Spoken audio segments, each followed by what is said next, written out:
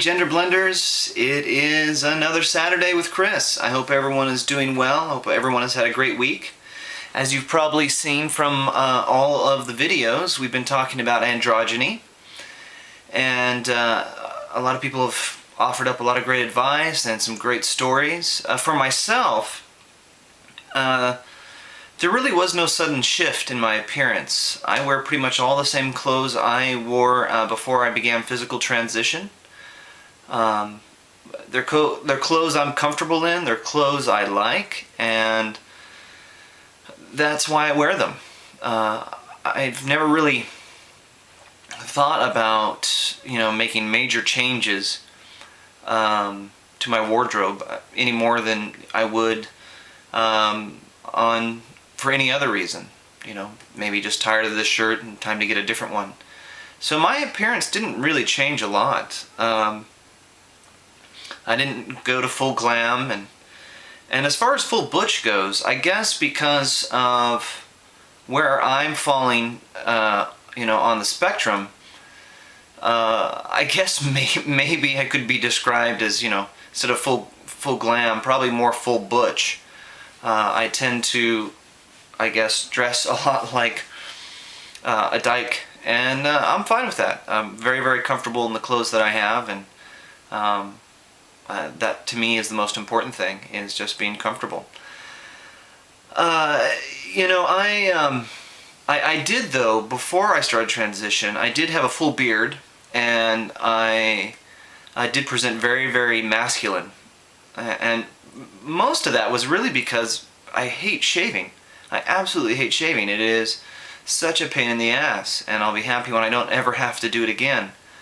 And so because it was such a pain in the ass, I just grew in a beard, and from what I'm told, it looked pretty good. And what added to that, I guess, masculine appearance was I had a lot more fat in my face and my neck, and so I looked in my shoulders and my upper body as a whole, so I looked probably a lot more bulky. But yeah, so even though I presented really masculine prior to physical transition, I didn't really change a whole lot when I started transitioning, and as I've moved through transition. I would really like to remain as androgynous as possible. I've gotten quite a few compliments lately, and quite a few people have said that I look androgynous, and that it's difficult to determine which way on the spectrum I'm headed. And that's good, because that's kind of what I'm shooting for. I identify as genderqueer, I identify as non-binary, and so I really am interested in exploring that in-between space. And that's kind of why I used my video from week 46 as the intro video today, because that video was my way of kind of talking about the fluidity of gender, and talking about how I'm really enjoying the in-between space, and that this is where I wish to be, and that this is where I feel the most comfortable, and trying to highlight that fluidity and highlight that freedom and highlight this newfound sense of I don't know if belonging is the right word, but a place to be, so to speak. When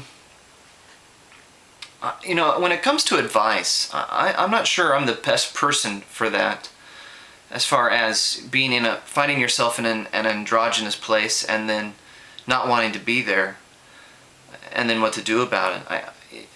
I suppose the easiest way would be to try and find clothing and try and find ways to present as close to that part of the spectrum that you want to be. If you're moving in more masculine directions, then if you feel that you're too androgynous, then maybe step up the masculine presentation with clothing, and that sort of thing. And if you're moving towards the feminine side of the spectrum, then to do the same. I've never really thought so much about moving from one side of the spectrum to another, because I don't identify as binary. I don't identify as completely this or completely that. And so I honestly haven't really thought a lot about those sorts of things. But it is true that if you find yourself in that androgynous space and you're not happy with that, you know, that it's not a permanent space unless you want it to be such, and that with a little bit of patience and a little bit of work to maybe augment how you present in a more, you know, whether you want it to do so in a more masculine or a more feminine fashion, you know, I think some of that androgyny can kind of be dealt with. I don't know, this is kind of a weird topic because, like I said, I highly value being androgynous, and you know, even as I progress in my transition, I'm still very much thinking about how to present as androgynous as possible, and how also to celebrate that in between, how to celebrate being genderqueer, how to celebrate being that mix of genders. I frankly don't mind when people you know, attempt to read me and kind of scratch their heads. That doesn't bother me at all. So yeah, there you go. I guess that might not be that helpful, but that's kind of the angle that I take towards androgyny. It's definitely something that I celebrate, and I look for ways to you know, play with those gender lines. Yeah, that's about it, I suppose. I hope everyone has had a great week.